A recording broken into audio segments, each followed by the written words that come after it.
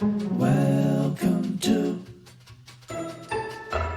Mostly True. It's like a podcast.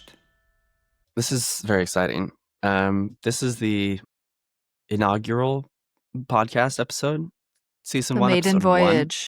1. The maiden voyage. Should we introduce? Let's sound off. My name's Mitch. My name's Laney. My name's Emily. And this is Let's Do It All Together. Mostly True True. podcast. Already, I feel like we're having so By much New Spark. fun. By New Spark. That's right. That's right. We got to give that Yep. call out. So I've got my little cider. I've got my water. I am so excited to be Please hydrate. starting us off. So jealous of the cider. It's so good. You should buy some. I just bought it from the store. It's like Tropicana version. Okay. Is it I didn't punch? realize. Is it really cider? I didn't realize they Mitch made is drinking cider. warm punch. Yeah. You're like, it has rum, pineapple, and It's really good. a couple shots of whiskey. Yeah. So fall. Ooh, that actually sounds so good. That actually does sound good. A little whiskey apple cider or fireball apple cider. Yeah. Some I went to cinnamon. see my mom yesterday, and she made apple cider, and then she just whipped out the fireball. She's how like, "I it's thought you'd done. want this." I love how there's like at some point Mm. in your life there's like the transition where parents feel like, oh, every celebration, every moment is a drinking moment. Like just randomly they're like, do you want a beer? Do you want some wine? Every Like, it's single like- moment. Every moment. My mom's always doing that. Should we be worried, Mitch? Well, I just feel like for so long it was like, don't ever touch the beer, and then like one day it's like they're like offering it like it's a seltzer water, and I'm like, Yeah, they I start think I'm having good fun with with it. water. Yeah. Yeah, I don't have to drink. You're Thank turning you, away though. alcohol from your parents. So That's when you know you're really an adult. when you turn down the alcohol, that's when you're like, Mhm. guys, I went to this Mexican. We're not going to talk at all about anything, but I'm here for it. I went Okay. to a Mexican restaurant today, Yum. and they had a deal. I could have unlimited tacos and margaritas for Wow. it was like $36 or something, which That's a really good deal. considering For like New York? for New Yeah. York, you get 2 margaritas and 3 tacos, and you've paid for it. So we had That's wow. I had 3 margaritas and 6 tacos, and I waddled out of there. 3? That was today? Yes, literally. Wow. I'm really impressed you're here right now. Me too. Ah, I would not be I know. upright. I'd be in a hospital bed somewhere. Are you blackout drunk right now, Mitch? Yeah. I- Mitch, are you I- gonna remember I'm- this You tomorrow? won't remember this. I'm not convinced there was any alcohol in there. They probably, because it's bottomless, they like Yeah, probably skimp out. They really, yeah. That's so just funny. yeah. But anyway, Conmigo, I think was the name, just in case any of our listener wants to know where where it was. Our listener, singular. Any of our Come on. listeners. That's become I don't remember which one of you like coined that at some point, but it's become love like it. one of my go-to just inside joke with myself, where I'm like, Yeah. if all If I need there's is an any audience of listener out one, there. any of my listener, like, Any of them. It's better to set your expectations low. because then you'll And then always They'll be exceeded. Yeah. Any more It's than one perfect. is listeners. So that's already pretty, Mhm. it's a big Pretty low jump. bar. Yeah. So Yeah. if all we do is we just like address our listener, Mhm. then as soon as we get to, you know what, we have surpassed our expectations. Open Yeah. the floodgates. Yes. I'm so excited for like the world to listen to this. We're gonna get like 100,000 subscribers. Do you think First get day. subscribers for podcasts? Shoot for the moon. Why I not? think you do, right? right? Yeah. You Like, can like, I subscribe. Or follower. I Subscribe guess maybe to follow. I the don't know. Severance podcast. Yes, There we go. yes. If you to all of our listener, if you're listening, subscribe, please. Mhm. please subscribe. Hit that Please. bell notification All we too need is while one. you're at it. All we need is 2, and then we have listeners. All we need is 2 listeners. Do and we it count? can't be any of us. It can't be us. because I've not subscribed. I should. I think Yeah, I we guess have I should. we have an Instagram, and you're just using the new Spark YouTube, but we have our own Instagram, and we have a TikTok. So Whoa. A TikTok. Very so good. it's a fish. It's a fish. It's a Pretty fish. good start, if you ask me. I think so. So It's a today fish? it's a fish. Great. Glub glub. Club.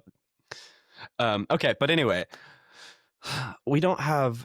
I don't feel like there's too much that we really need to talk about. That wasn't much English at No. all. But essentially, what I want to do with today's episode first is just to be like, we're in it. We've officially started. To get all three of us on a call and kind of just celebrate that, which I'm excited about. Huge. And then the second thing that I want to do is really just give enough information to set us up for the Baroque time period.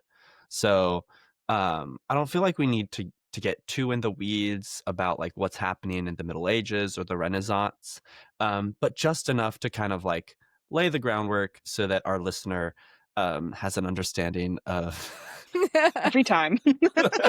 It just catches my ear a little bit and I giggle. Whoever you are, this is all for you. All you need is one person in the world to Just listen so to you you, know. and you have a listener. But anyway, that's the goal of today. And so as we go through, just chime in with all of our musical history knowledge, our knowledge base from studying with. Who did you take? Dr. with Laney? Bridges. Bridges. Dr. Okay. Bridges. I Shout had- out Belmont University. Belmont. I had I can't remember who I had for intro, and then I had Mrs. Dr. Clefstead, because there were two Dr. Clefsteads at Belmont, and so I had we would all just The refer lady to her doctor. as Mrs. Dr. Clefstead because we had to figure out some way because I love that. they were both Dr. Clefsteads. So Right. That's so cool. They should have made him Mr. Dr. Clefstead and her just Dr. Clefstead. Just doctor. maybe that's what we should have done. I feel like that was how she introduced Equality. herself sometimes. So. Oh. But she was also Good. she just hilarious, the sweetest. But she was like really short, and so she would always joke like the first day of class. She would joke because she would be like, "There will be a third of this whiteboard that I will never use, simply because I cannot reach it." And so it was always like all of her notes on the whiteboard On the like bottom. started like a third of the way down. Aw. But she was Bless the her. sweetest. Love her. I mean, she's still She's alive. alive. Thank you so much for joining us today. Okay, I'm starting over. Thank you so much for You had to do the rewind sound. That's part of our style Thank guide. you so much. Wait, that was actually so good. That was was a such really a good good sound. rewind. Thank you. Special skills. Okay, I'm going now. Thank you so much for joining us today on Mostly True, presented by New Spark Entertainment. Mostly True is a podcast where we teach you about music history the way we wish we'd been taught. Today is the first episode ever, and we are going to be talking about the Middle Ages and the Renaissance. So pull up a chair or lend us an ear or whatever you want to lend us. But make it fast because we got a lot to cover. Applause. There we go. It was Did you so like that? loud. It really So was. I'm loud. so I sorry actually for loved everyone's it. eardrums. It's a huge crowd. Sorry to our listener for your Yeah, eardrums. on sorry, that. Mom. Just imagining Sherry listening. She's gonna eat it up. Every time we call her out, I feel like every episode we've done, we've had a Sherry call out. I always do, yeah. Actually, we haven't done any episodes. What am I talking about? This is episode 1. This is Yeah. the first episode. We're totally This recording is in not order. pre-recorded. This is completely live live, and in order. Legitimate. And Nothing is edited. nothing is edited. We're perfect. Oh, this is just too good. Honestly, this is the fun that I wanted from this. Good. This is the fun. Glad This you're is the having fun. fun, Mitch. I'm having so fun. I'm so exhausted. but I'm having so much fun. I'm having so fun. I feel like those 3 margaritas are showing. Oh I'm gosh. seeing them in your face. I, You're the same color as your cup. You mad? I might also have something in this apple cider. You never know. It's maybe a little harder That's than true. I thought. It's not. It's just apple cider. Oh. But anyway, Middle Ages. Lame. Middle Ages. I'm so boring. Middle Ages. Middle Ages classified as 500 AD to 1500 AD. Kind of an interesting time. Not a lot happens. I mean, in general, I feel like when we think about history and the Middle Ages, there's not a ton that happens. It's a very Musically? dark time. Musically True. or just in general. I mean, everyone's just like barely making it through that plague. They're like, it's the old days. It's the old days. Everybody's That's true. dying. But one of the things that I think is important to talk about when it comes to the Middle Ages is monophonic music, because that's primarily what we get out of the Middle Ages. Like any monophonic music is music that consists of just a single musical line. So like when you think of like Gregorian chant and stuff, like that's Actually, no one off the top of my head. oh yes, please. Can we hear it? Goes Dime Pascali laudes immolens Christiani Magnus Ooh. regne vitoves es in patri. That is a great example of monophonic music. Primarily, a lot of the church music was sung. And so it was really lots of voices. One of the composers that we're going to talk about today is kind of the one who started music notation.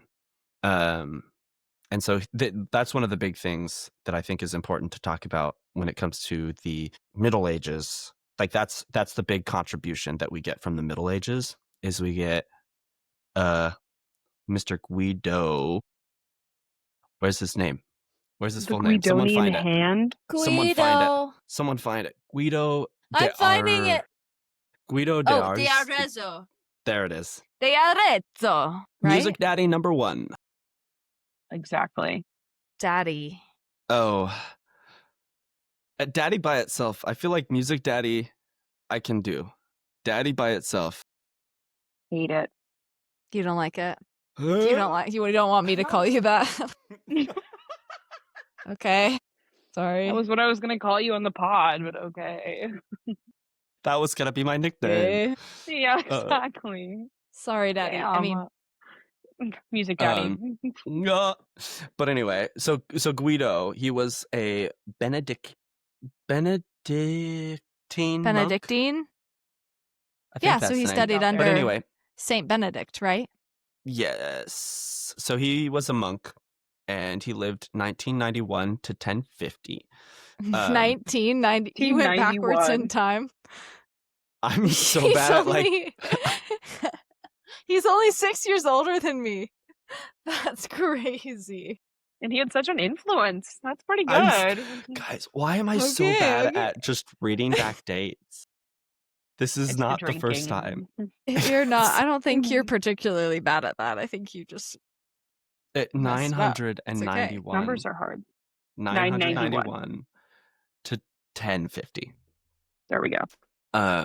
But so before they had music notation, they would kind of have they had a notation, but they don't have like the staves or the way that we think of music these days.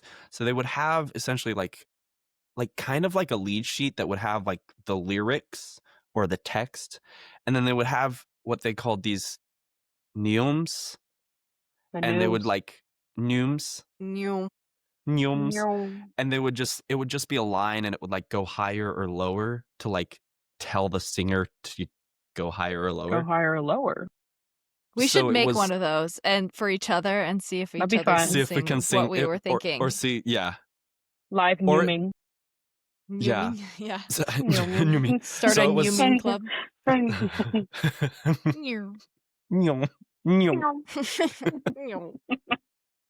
So it wasn't like a super exact method of notating. And so that's when, Music Daddy #1 comes in, and he kind of establishes a system um, based on.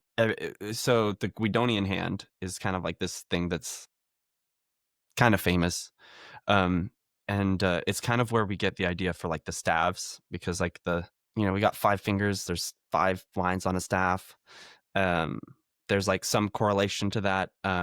It's not exactly that, like that's not exactly how it is, but he also established the solfege system. So Nice. those are kind of like his That's- two. I mean, that's big because that's lived on for a while. I mean, I use solfege right now. all the time. Yeah. Yeah. And I Love mean, her. it's hard to. Yeah, it just became, he started using it as like a teaching method to like try and teach music faster. And it was something that just started getting passed along between like the different churches. And he actually, I think there's some tea somewhere in here. Well, the other monks didn't like it though. I think Like as that's what it popular was. as it was, the other monks were like, this is stupid. We This don't is care stupid. for this. We don't like this.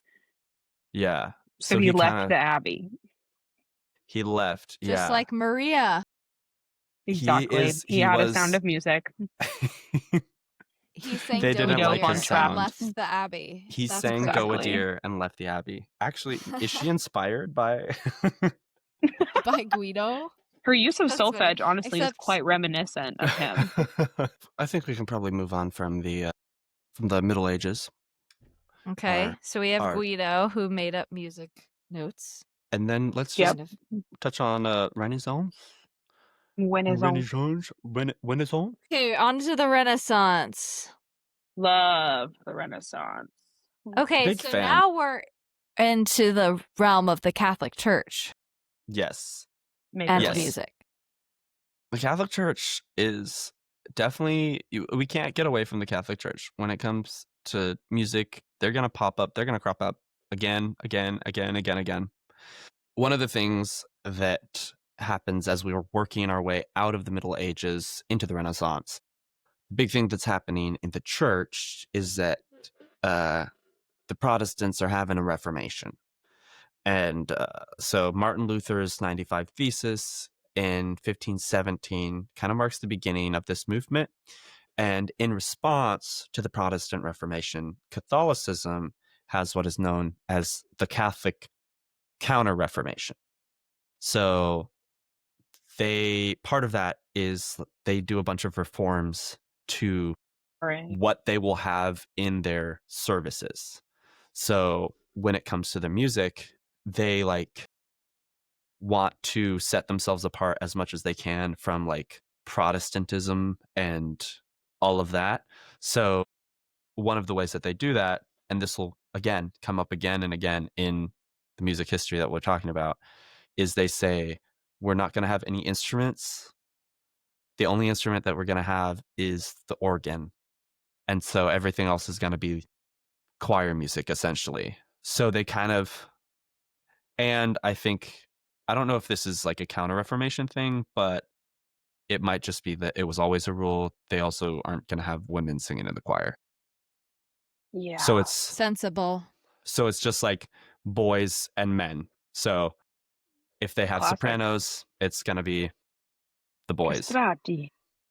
Right. Or later we'll have some castrati. Yeah. So they were kind of like, instruments are evil. They're of the devil. Well, obviously. But no, it's sin. Sinful. Shame. Sin, I tell you.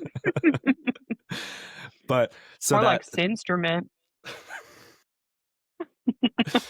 it's a good one. Thank you. So that brings us to our Renaissance composer, Giovanni de Palestrina. So he is big church guy. we've probably sung a Palestrina song. Like if I'm thinking about it, I feel like there have been some things. Like in But choir or yeah, I'm singing one probably. of my choir right now. Hey. Exultate Deo. There we go. So he spent a lot of his time in church music he did a little bit of madrigal music as well. So he did some secular stuff. He started working for Pope Julius III.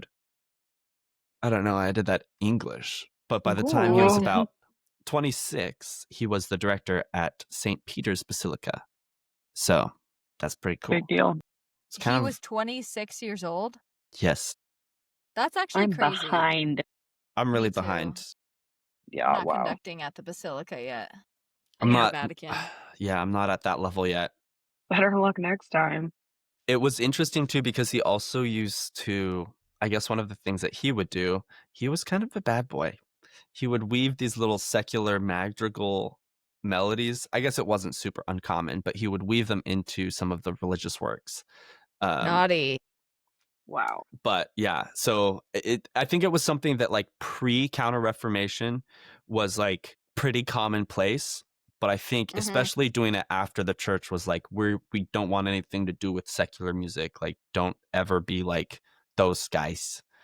How could a melody be secular? That's what I want to know. Yeah, Ooh, well, that's a good because question. yeah, I mean, well, because he would weave in like it would be like if you were like writing a Christian contemporary worship song and you decided that you wanted to like sneak in the melody of Poker Face. I see. So it was like things people already do.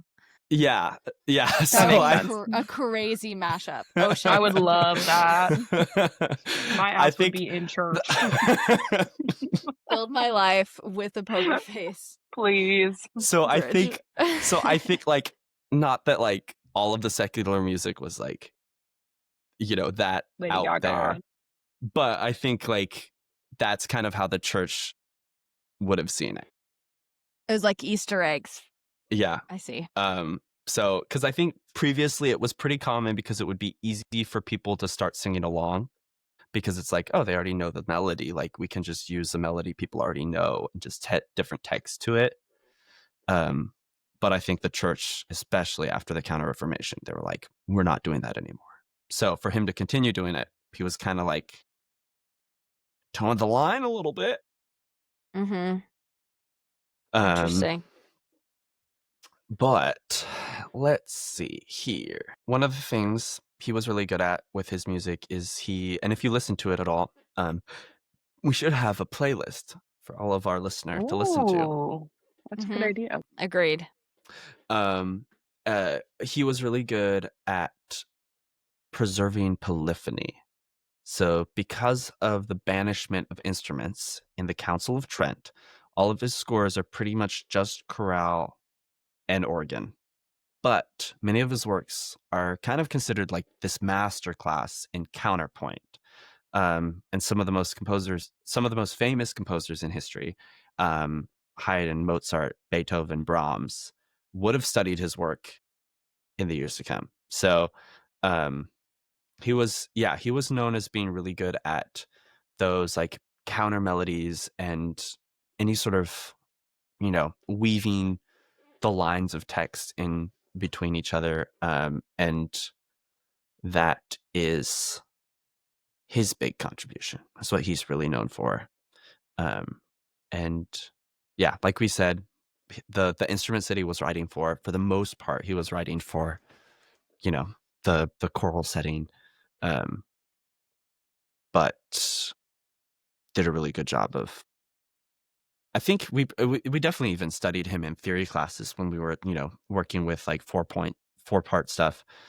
Classic. We were like, don't double the fifth, or no, don't. What is the rules? I can't even remember. You can only double Don't, the root or the parallel. Don't have like. fifth. Yeah, no parallel fifth. Parallel fists. Parallel fists. There's no all those rules octaves. with the species of counterpoint. Oh my gosh, it was such a Brings pain. me back. Brings me back. Aw, I remember like shout out to Dr. Hoffman. I remember like studying my homework for like so long, being like, I don't think I see any, and then I turn it in and then they hand it back to me and there's like 5 Yeah. problems, and I'm like, this was a 4-measure assignment. Like, how did we find Yeah, that's tough. Thanks, Palestrina. It's tough when you have 5 parallel His fault. fifths in your 4-measure assignment. I know it's I'm it's sure bad. all of our listener can understand that feeling. They've all been there. I'm sure they can relate. It's a relatable thing. But then the last thing I want to talk about before we kind of close up is madrigals. Oh, Magicals? Magical Magicals? madrigals. So they are like a big part of Renaissance, and they were like the popular music. I mean, we kind of talked about them a little bit already, but they were the popular music of the day, the secular music of the day. What makes it they- a madrigal? Or like what classifies it as such? I think primarily it is kind of a mixture of instrumentation and like the concept. Like, it's not going to be like faith-based or like set to religious texts or anything like that. Mhm. And then typically it would be like a singer, a lute, a flute, maybe. And so it has a very like recognizable Edgy. sound. Whenever you hear a madrigal, you're like, oh, I know what that is. When I think of it, if we're tying it into musical theater, I think of the character in Spamalot that like comes on stage and like follows Robin around, like Sir Robin. Of course. Yes. You know what I know what you're talking about.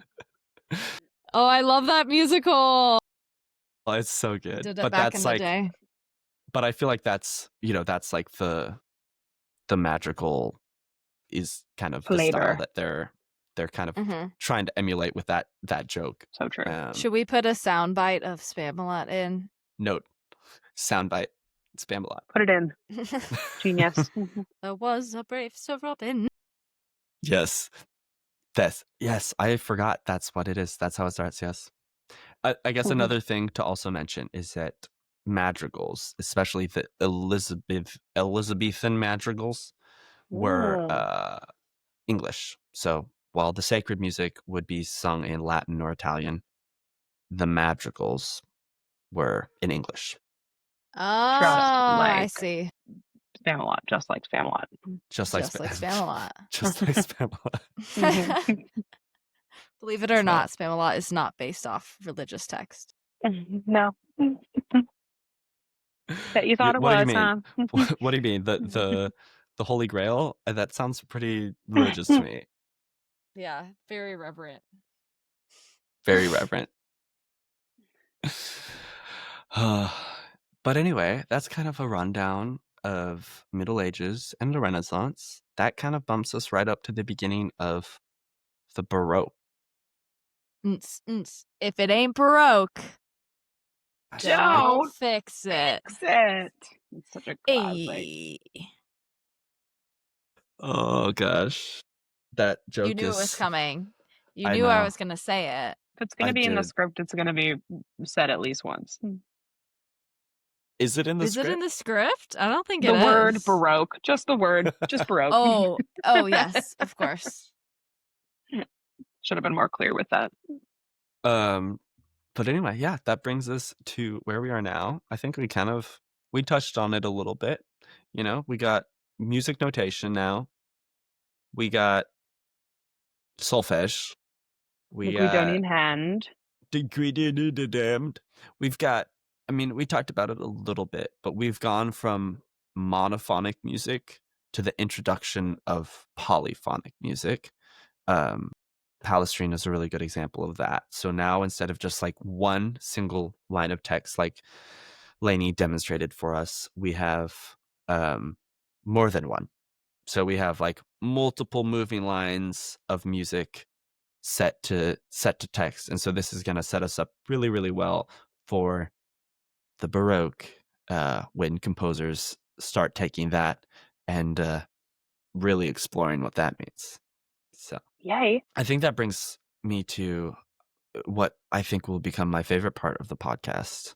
I think a tradition of every podcast will be a little game that we want to call Wed Bed Behead. Or Bed So- Wed Behead, if Bed we're going with the traditional order. Bed Wed Behead. Okay, yes. Yes. This is Beat, Marry, Kill, for Yes. anyone wondering. Love. That's the one. So the three that I propose are Solfege, our boy Guido, and Palestrina. Mine's easy. I already know. Can I answer? Yeah, take it away. Okay. So I am marrying Solfege. I love Solfege. Okay. I am killing Guido. He's a monk, so What am I going to do with that? What are you gonna do? Yeah. That kind of What am I gonna eliminates do? 2 of the Not- options. Yeah, sorry, Guido. You kind of did it to yourself. And then I'm going to bed Palestrina.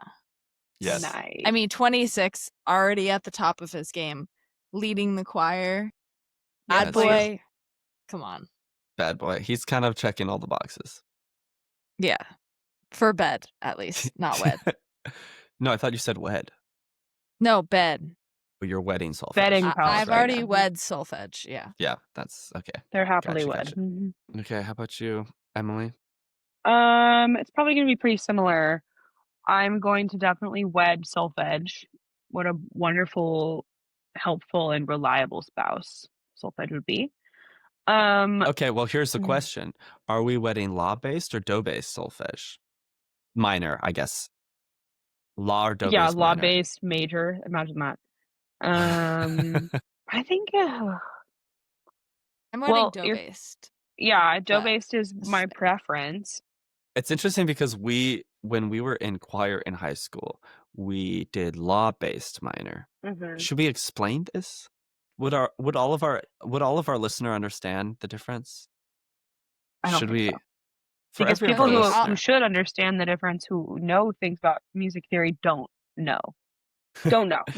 So for all of our listener, there. So solfege, like you've heard in the song, is do re mi fa sol la ti do. Classic. Would you like to sing that for us, Laney? Do, re, mi, fa, sol, la, ti, do. And Emily doing I did it all really of well. the really great. All of them. They also Sign have language. hand signals. Do, re, mi. But so mi fa so la La. ti Do. There we do. go. Yeah, do, Um, ti, la, so. But anyway, so that Yeah. is the major scale, and within every major scale there is a relative minor, and there are 2 different ways that you can use solfege to do the minor scale. And so it's kind of a big debate which one is right and which one is wrong. And because it's interesting, because when we were in high school, our teacher always used law-based minor. Yeah. So Nancy Duck always used law-based minor, and then when I went to Belmont, they only ever used do-based minor. So Interesting. there's a big debate over which one is right and which one's wrong. Basically, you can go. So if I'm do, I can go do, ti, la, and then start my minor scale there. La, Mhm. ti, do, re, mi, fa, sol, la. Or Mhm. I can go do, re, mi, fa, sol, la, ti, do. Mhm. 'Cause it's just about the intervals. That's really Yeah. what we're looking for here.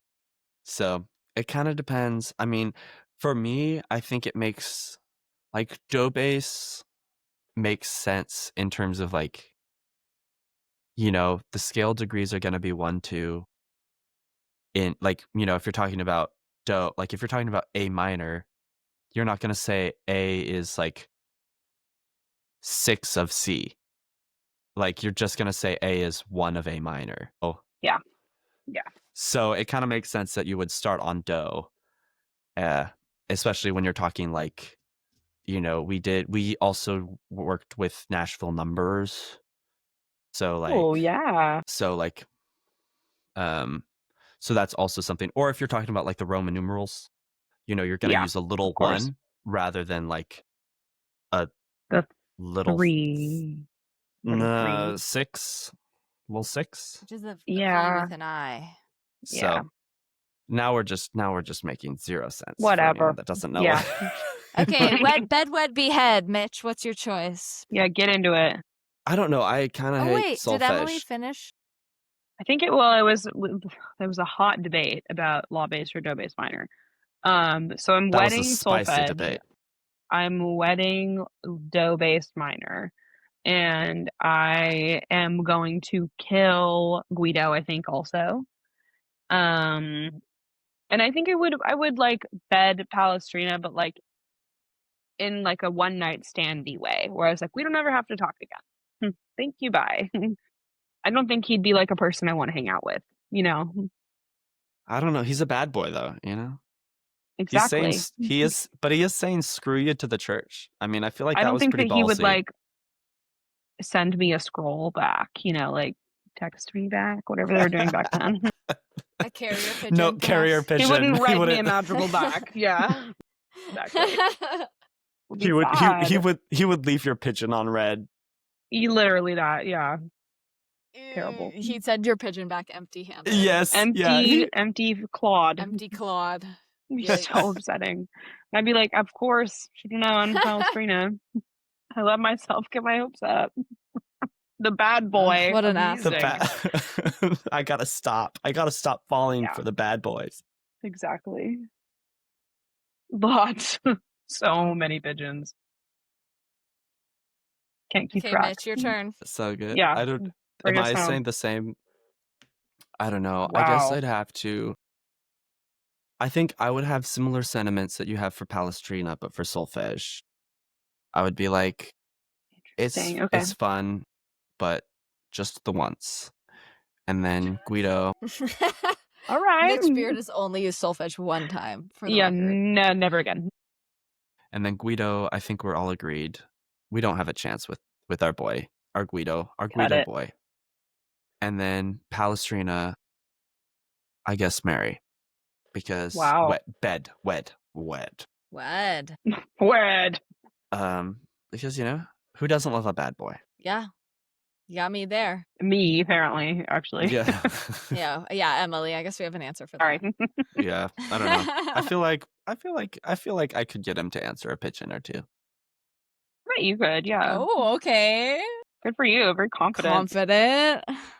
Laney, you Thank opened you. us. Should you close us? Yeah, Oh no, do Emily. it. Emily, close us. No. Well, okay. Well, thank you for listening to Mostly True Podcast, presented by Newspark Entertainment. We have been Emily and Laney. And Mitch. you will hear us next time.